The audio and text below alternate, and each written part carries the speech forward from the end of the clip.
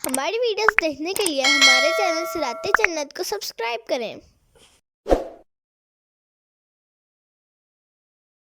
قل انما انا بشر مثلكم يوحى الي انما الهكم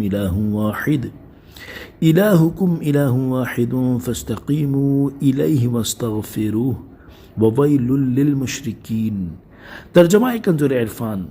تم فرماؤ میں تمہارے جیسا ایک انسان ہی ہوں، میری طرف یہ وحی بھیجی جاتی ہے کہ اے لوگوں، تمہارا معبود ایک ہی معبود ہے تو اس کی طرف سیدھے رہو اور اس سے معافی مانگو، اور مشرکوں کے لیے خرابی ہے۔ تفسیر صراط الجنان۔ اس آیت کا خلاصہ یہ ہے کہ اے تمام مخلوق سے زیادہ معزز اور دو عالم کے سردار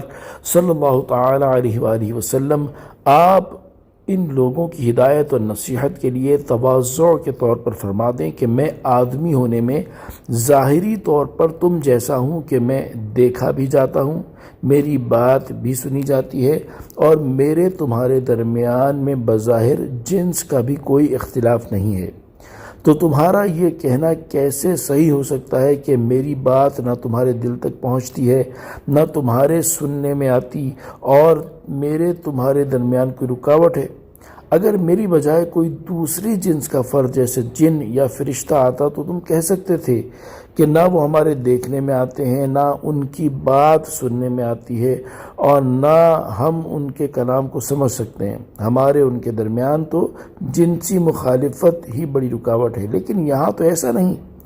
کیونکہ میں بشری صورت میں جلوہ نما ہوا ہوں، تو تمہیں مجھ سے مانوس ہونا چاہیے اور میرے کلام کو سمجھنے اور اس سے فائدہ اٹھانے کی بہت کوشش کرنی چاہیے، کیونکہ میرا مرتبہ بہت بلند ہے اور میرا کلام بہت عالی ہے۔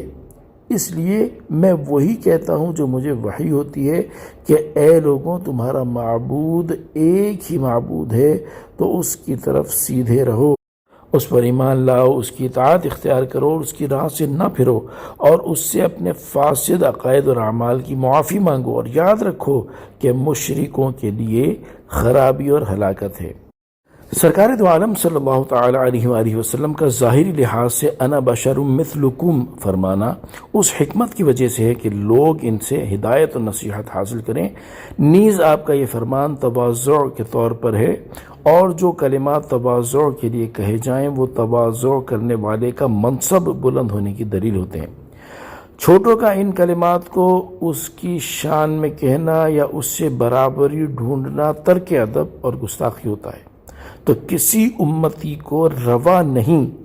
کہ وہ حضور پر نور صلی اللہ تعالی علیہ وآلہ وسلم کے ہم مثل ہونے کا دعویٰ کرے، اور یہ بھی ملحوظ رکھنا چاہیے کہ آپ صلی اللہ تعالی علیہ وآلہ وسلم کی بشریت بھی سب سے اعلیٰ ہے، ہماری بشریت کو اس سے کچھ بھی نسبت نہیں۔ نوٹ: حضور اکرم صلی اللہ تعالی علیہ وآلہ وسلم کی بشریت سے متعلق تفصیلی کلام سورہ کہف آیت نمبر 110 کی تفسیر کے تحت ملاحظہ فرمائیں۔ صلو علی الحبیب صلی اللہ تعالی علی محمد صلی اللہ تعالی علیہ وآلہ وسلم۔